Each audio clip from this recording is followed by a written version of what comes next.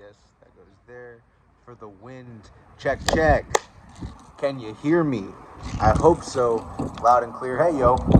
Okay, bus. So, welcome to the Octagon Jones. I'm your host, Slick Diaz. Today we're going to do, I think, what we're going to call a scrapbook short or something. I don't know. Maybe just a scrap in the book. We're going to be talking about Johnny Walker versus Jamal Hill, the main event for this weekend's UFC event on February 19th, I believe. That sounds about right. Jamal Hill is taking on Johnny Walker. The main event was supposed to be Rafael dos Anjos versus Rafael Fiziev, the Battle of the Rafts, or the Wrath of the Rafts, I suppose. But unfortunately, that was pushed back to a later date. But fortunately for these two light heavyweight exciting scrappers and firework producers, Johnny Walker and Jamal Hill, they now get to take the spotlight at an event like this. So, man, I like recording outside, but the elements, I'm in my elements and they're furious. Make sure to like, subscribe, share it, tell somebody, or just listen all the way through, honestly. Yeah. All right, so we've got Johnny Walker. He is 29 years old, 18-6, but he's gone 4-3 in the UFC. People seem to, act like he's like 2-5 in the UFC or something. He's found more success than not. He is 6'6", about as tall as Michael Jordan. Maybe can jump about as high. The dude's an athletic freak. I wouldn't go that far. I mean, Michael Jordan's an all-time great dunker, but he's got an 82-inch reach as well, and he's welcoming Jamal Hill into the octagon for his maybe third or fourth appearance in the UFC. Jamal Hill is 9-1-0-1. He is 6'4", which is a little bit shorter than Johnny, and he's got a 79-inch reach, which is about 3 inches shorter than Johnny's as well. I feel like the physicals are important, but we don't need to spend all the time in the world on them. I just wanted to make sure those dimensions of the fight would be clear for you, so we can talk about it more in depth.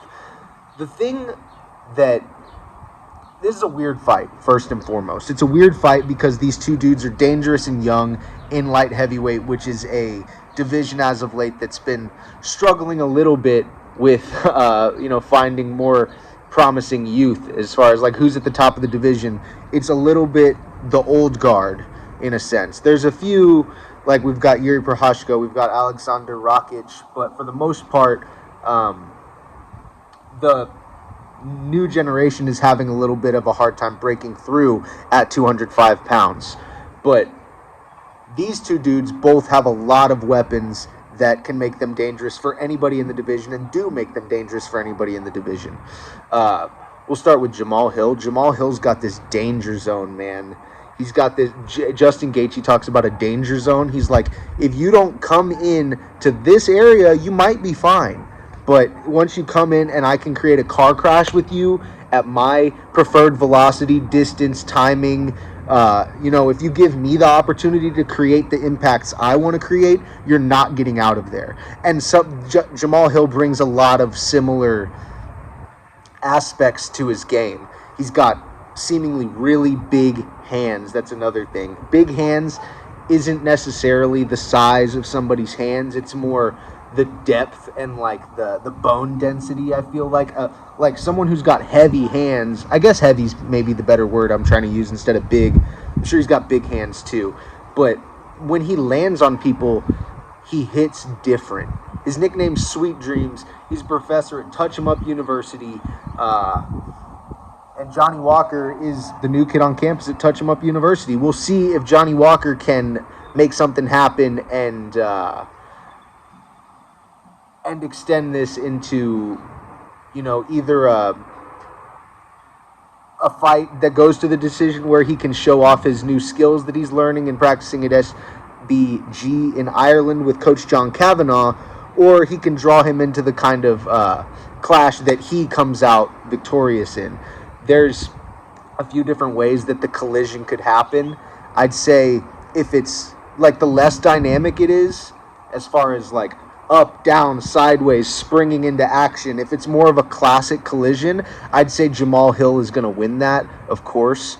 But if it's an aerial assault, man, if it starts getting really wild, Johnny Walker has been, he throws himself into the fire a lot. Last time out against Thiago Santos wasn't a good indication of his typical fighting style, but he tried to fight smart, which I applaud, even though most people hated the performance. I'm all for a guy trying to get better at his craft and get, time in the octagon and getting better versus elite competition. He went 5 rounds with Thiago Santos, or maybe 3, I think it was 5, but yeah, Johnny Walker, has tools of his own that make him dangerous for Jamal Hill. Jamal Hill's a little bit smaller guy. I would say where Johnny Walker is a really, really athletic fighter, Jamal Hill is a really, really physical fighter. Not in the sense that he's gonna wrestle, grapple you and impose his strength on you, but the way that his encounters happen, it's I don't want to say it's like he's built out of something different, but there's a physical edge to him that he brings to a fist fight. Maybe it's just energy. Maybe people are just maybe the energy he gives off, people are man, this dude's really not fucking around. But when he gets in close quarters, and don't get me wrong, he's got distance tools too, but when he's in there and he's landing, it's a tough night for anybody. So I'd say, in my head, he's got a real physical element to his game. But Johnny Walker has a crazy athletic aspect to his game. He's got crazy distance abilities, which means, I'm sure you know what it means. He can basically leap across the octagon and knee you in the hecking head, the damn dome piece. But he's also, he used to be a dancer. He's got types of movement that throw a lot of people off. He's in your face and then he's over here. Johnny Walker is a really tricky cat to dance around in the octagon with, just because his athletic gifts and the way that he's built.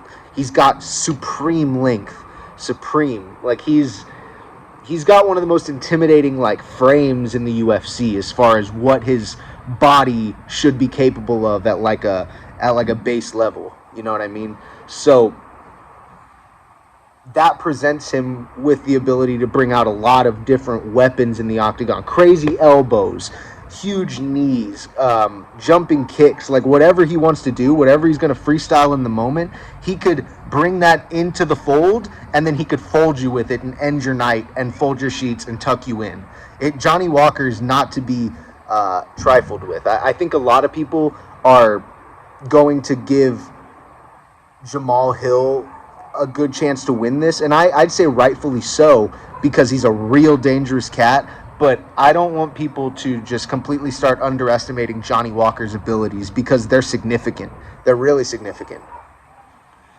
Their losses in the UFC, Jamal Hill has one standalone loss. It's to Paul Craig, which he lost via freaky submission, floppy arm. It was nuts. He went back, got it, pulled out or whatever, and he was fine in the back, which is pretty crazy. But yeah, he lost by submission, and then he bounced back and had another huge finish. Whereas Johnny Walker has had a little bit of he's had more downs than Jamal Hill in the UFC. He lost a big time.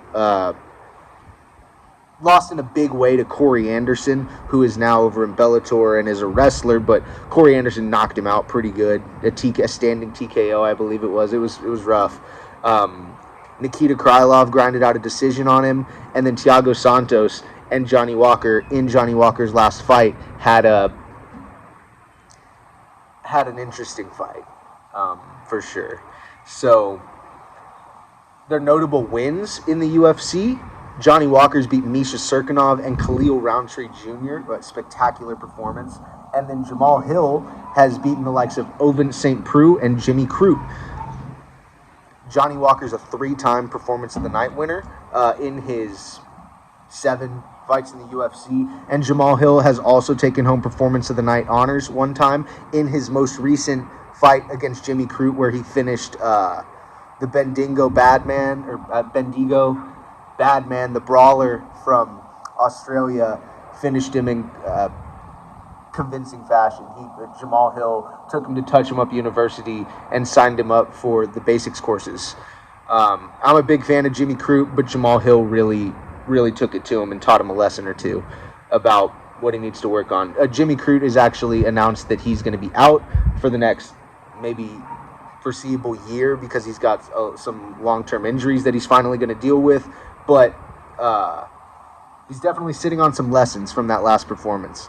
So yeah, this isn't a video about Jimmy Crute.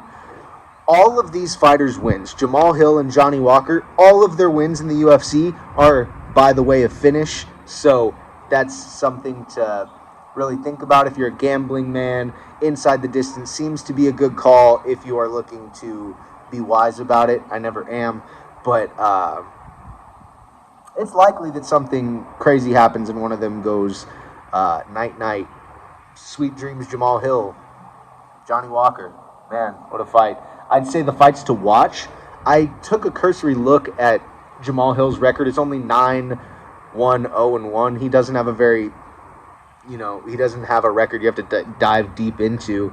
But there wasn't anybody who I think presented Jamal Hill with the kind of, if I'm looking at this from like a what could happen perspective, the problems that Johnny Walker could bring to Jamal Hill, I don't really think a lot of people who Jamal Hill has fought bring the severity of those weapons or the depth of array as far as what Johnny Walker's willing to throw in there most of the time, and his athletic abilities and physical gifts. I think this is going to be, even though Jamal Hill's a bad man, I think that Johnny Walker has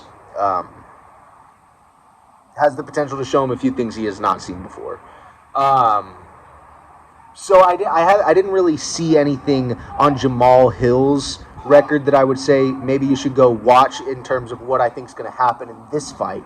But on Johnny Walker's end, there's a few, all right? So when I think about either, what could happen on either end of it, how it could finish and pan out, I'd say the problems that Johnny Walker could get into where he could be in extreme danger with Jamal Hill present themselves in, the danger he could find himself in or the danger he could put Jamal Hill in and how the fight could look. I'd say 3 fights to watch from Johnny Walker's end are Walker versus Roundtree Jr. I think that Roundtree has a similar, physical imposition ability that sometimes he could bring, and Johnny Walker was having absolutely none of it. He did him dirty in the first round, so I'd go check that out as far as how hard Roundtree can throw versus how hard Jamal Hill can throw. I think that I don't know if the power's on a similar level, but it's close enough to make me think about it and think that Johnny Walker could find himself in some trouble trying to go into that with somebody who has the harder pop on his shots, or or he could find the same kind of success. Walker versus Spann is another one because Spann's got really big, heavy hands. Like I said, he's got a similar frame to Jamal Hill, similar sizes. Or you could watch Johnny Walker versus Corey Anderson, which he got lit up bad. And I don't think that I don't think that Jamal Hill and Corey Anderson are similar stylistically as far as what kind of fighter they are, but the kind of trouble that Johnny Walker could get into could manifest itself like it did in the Corey Anderson fight, where he was out on the feet a few times. Because Johnny Walker gets hit and he scrambles and he's a little wobbly legged, and Corey Anderson took advantage of it. So the type of assault that Jamal Hill might successfully mount could look like that. I'd also encourage you to go watch both of their Dana White Contender Series fights. just to, have that lore kind of in your head. As far as a prediction,